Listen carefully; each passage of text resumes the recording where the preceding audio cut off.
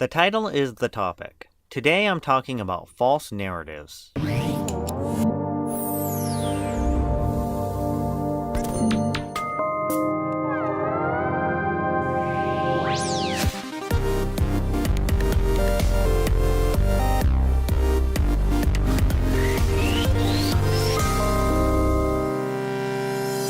Welcome to our multi-part video series exploring the roles and representations of feminist frequency. This project will examine the tropes, plot devices, and patterns most commonly associated with I'm Anita Sarkeesian from a systemic, big-picture perspective. This is the second part of a series of response videos to Anita Sarkeesian's recent speech, Hate and Heroism. I already did one video on this topic, So if you haven't seen it yet, please check that one out before continuing to watch this one. With that said, let's begin. Number 2, the denial of women's life experience.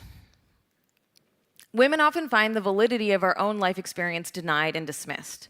Regardless of our educational background or personal history in a field, we're told that we don't have the right to participate or even speak on particular topics. When that does happen, it is terrible. Here's another fact. I've been playing video games since I was 5 years old. My dad was a computer networking engineer, so our house was always filled with the latest machines loaded with all sorts of games. I was also fond of Nintendo and especially loved Mario and Kirby. Mario, Kirby, yeah.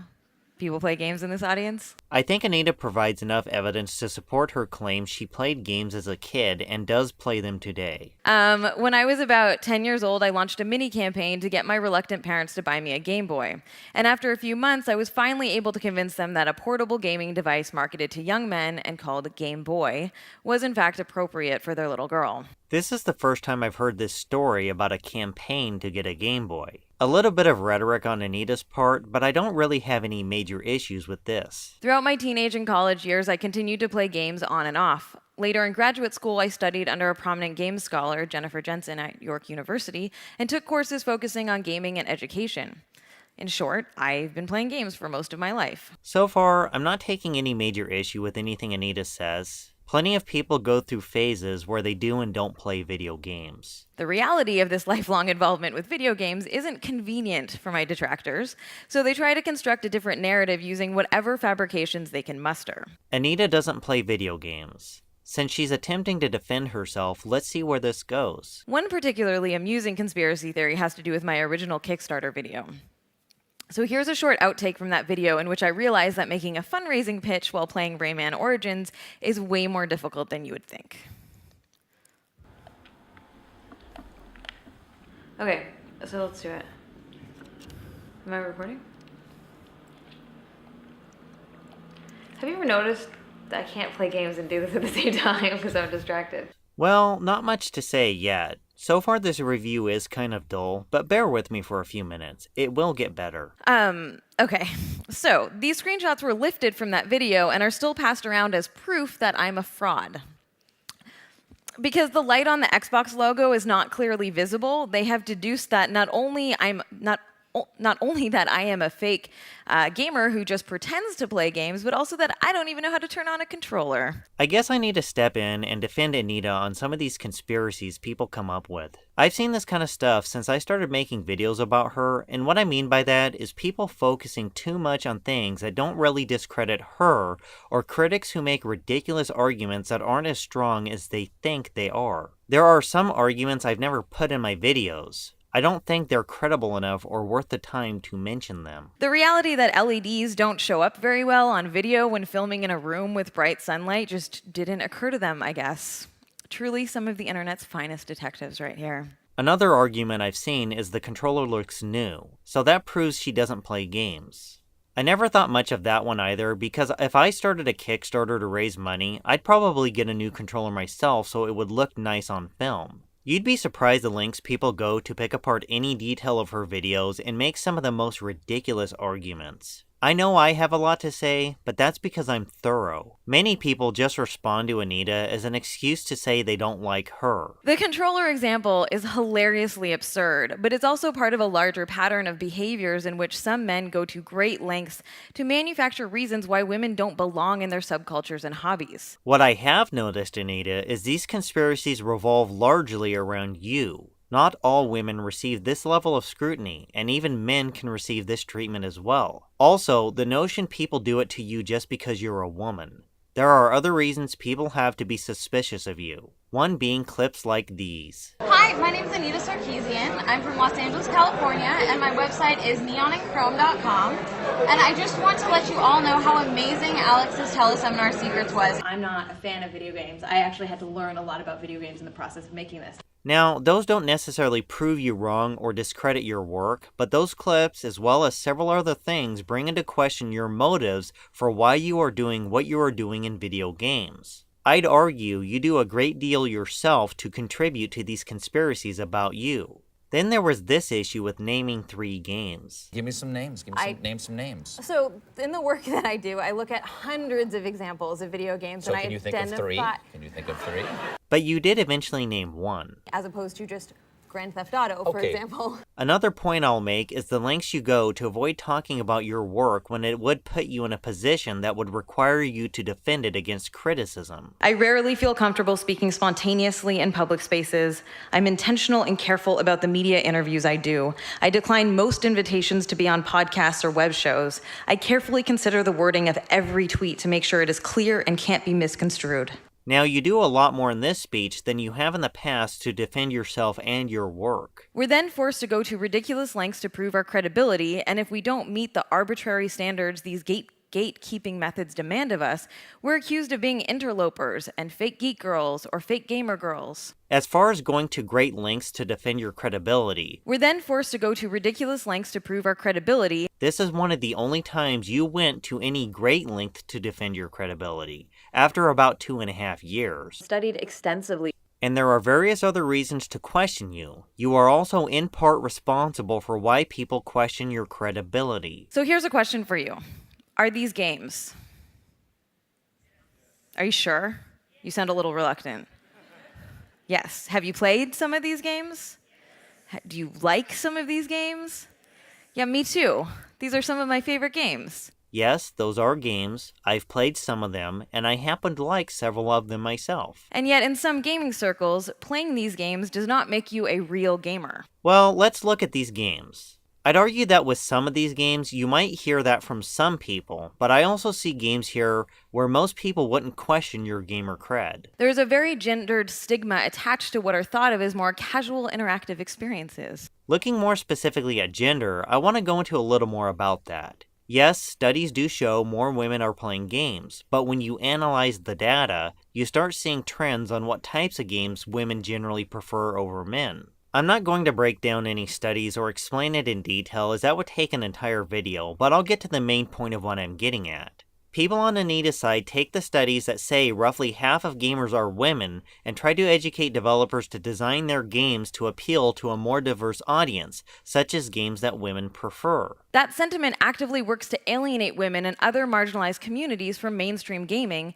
and frankly makes us feel unwelcome. Going back to your game list, I don't see games like God of War, Call of Duty, Grand Theft Auto, Bayonetta, or many of the other games you've been known to criticize. In fact, your list here shows that there are plenty of games you like playing that seem to suit your ideology. They are some of your favorite games. These are some of my favorite games. Now just think for a second, Anita. What if I started a Kickstarter, raised a ton of money, and then made a multi-part series explaining how these games don't have enough violence? Not enough guns, not enough sexy women. I started trying to drill into your head these games need more ripping people's heads off and shooting them. You would probably respond with this. But I don't want to go around shooting people and ripping off their heads, and it's just gross. I understand you're a pop culture critic, and you would argue what you're doing is in the best interest of people and society, but that will never refute the fact some people prefer different things than you. Straight white men have the luxury of being able to embrace gaming culture unconditionally because so many games are made specifically for them. Even though you said yourself game developers have been trying to make games that appeal to women since the Pac-Man days. Toru Iwatani,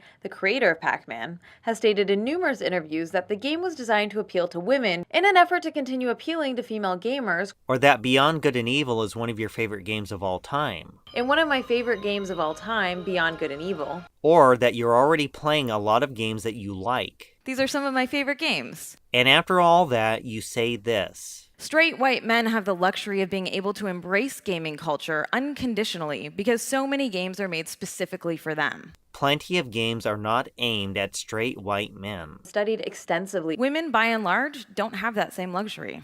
You have enough misrepresentations, manipulation, and lies in your videos to question you based on the premise of your work and not just your gender. If there wasn't so many issues with your history, your videos, and various things you say, I doubt the backlash would be as bad for you as it is. And a lot of that is your own fault. The male-centric products, marketing, and culture that the industry has cultivated over the past few decades has created the perception that being a real gamer means playing and loving violent, testosterone-fueled titles like Call of Duty, God of War, and Grand Theft Auto. The feminist-centric products feminist frequency has produced over the past few years has created the perception that the industry is less inviting to women than it is in reality. Despite acknowledging games you like and acknowledging some developers try to appeal to a female audience, you still want people to think the industry as a whole is more toxic than it really is. Given everything I've laid out, I don't think people have an issue with you because of the structure of the industry. It's more so because of your lies, manipulation, and lazy research. Studied extensively. As a result, I, like many women, have had a complicated relationship with video games. My engagement with gaming has ebbed and flowed over the years, but I keep coming back to it out of a genuine love for the potential of the medium and a belief that it can be better. Let's break that section down. As a result, I, like many women, have had a complicated relationship with video games. Your background is as complicated as your relationship with video games. It's not as simple as you lay out for your audience. My engagement with gaming has ebbed and flowed over the years. You've already said what kind of games you do and do not like. Plenty of people, such as myself, have phases where they play more or less games. And your sudden invigoration to talk about video games over the last few years makes me question your motives. But I keep coming back to it out of a genuine love for the potential of the medium. A love for the potential of the medium. As in, you are so in love with what it could do that you are ignorant of all the facts that imply that things may never happen the way you want them to happen. And a belief that it can be better. What you believe is in the best interest of everyone else is not what myself and many others believe. It's like you're pushing an ideology that requires everyone to believe exactly like you do, so things will just magically happen the way you want them to. So even though I was actually playing a lot of games, these kinds of games, I still, at various times in my life, refused to call myself a gamer, and I didn't identify as a fan of the medium as a whole, which I think is not that uncommon of an experience for young women. Not everyone is a fan of the medium as a whole. There are games people like, and there are games people do not like. What you are trying to do is convince developers to make their games into what you consider acceptable, without any consideration from dissenting voices, as if we should not be allowed to tell you no. Sometimes you need to be told no, or at the very least, challenged on your claims. In spite of my life experiences, my detractors insist that my misgivings about the male-centric aspects of gaming culture means I shouldn't have a right to speak about games at all. A lot of your life experience is why so many people question you. After some of the things you said and done over the years, you are lucky you've made it this far. And while some of your detractors may not want you to have the right to speak, there are plenty of detractors that just want you to acknowledge the issues with your videos. Yet here you are lumping all your detractors into one group, as if they are all the same. The denial of women's lived experiences is a tactic used to position us as outsiders and invalidate our right to fully participate in male-dominated spaces. Your life experiences are a great deal of why people question you. And I just want to let you all know how amazing Alex's teleseminar secrets was. I'm not a fan of video games. I actually had to learn a lot about video games in the process of making this. And you have no one to blame for that but yourself. Studied extensively. This is particularly true for women who dare to make men feel even a little bit uncomfortable. When critics make you feel even a little bit uncomfortable, you refer to your harassment. And you present these talking points that all the stuff that comes at you is sexism, misogyny, conspiracy theories, and whatever other claims you can make to dismiss legitimate criticism. Gendered gatekeeping may or may not be the result of conscious sexism, but it is rooted in sexist thinking nonetheless. Lies and manipulation, however, are generally intended to deceive those who would listen. Intending to deceive people means you are consciously doing it, making it even more nefarious than those who are not consciously aware of what they're doing. This section was about life experience, so let's cover some things in Anita's life experience. She had a background in teleseminars. And I just want to let you all know how amazing Alex's teleseminar secrets was. Not a fan of video games. I'm not a fan of video games. I actually had to learn a lot about video games in the process of making this. Now, these things are more about Anita's character and not her arguments, so they don't necessarily refute her claims. So let's look at something else that isn't so easily dismissed. You had a Bayonetta video posted to your website on May 18th, 2010. In that video, you made claims that would question your knowledge of the game. However, setting that aside, I want to focus on something else. Note, this is a slightly recut version of my Bayonetta advertising video from back in 2010. Going to your YouTube channel, it is an unlisted video. I was aware of your Bayonetta video for quite a while, but I thought you took it down. It wasn't until I dug through your website a while back that I found out it was actually still on your YouTube channel. The upload date from this recut version is June 4th, 2012. Oddly enough, the same day you published your Kickstarter video. There were enough inaccuracies in the original Bayonetta video that it brings into question your knowledge of the source material. And the fact it was about video games, the re-upload is unlisted, and it was uploaded on the same day as your Kickstarter video, this comes across as an attempt to distance yourself from your history as not to look suspicious. In my previous video, I made a lot of observations about how much things changed for feminist frequency when Jonathan McIntosh got involved. And since we're talking about your life experience, I have a video called Rundown on Anita Sarkeesian. That covers some of the things I mentioned as well as many other things that I haven't covered in this video if anyone's interested. There are so many things I could say about your activities over the last 3 years that it would take quite a while to list them all. And even at that, I doubt I'd mention everything. One thing I learned about Anita Sarkeesian and Jonathan McIntosh is the deeper you dig, the further down the rabbit hole goes. And while there are many other things I could say, I still have one more section to cover in Anita's hate and heroism speech, and would like to save at least some of it for that. If you like this video, I have a playlist tackling Anita Sarkeesian and her work, and encourage you to check it out. It also includes reviews of her Tropes vs. Women in Video Games series. I get a lot of support from people who really like my videos, and they've even been used as educational tools in classrooms.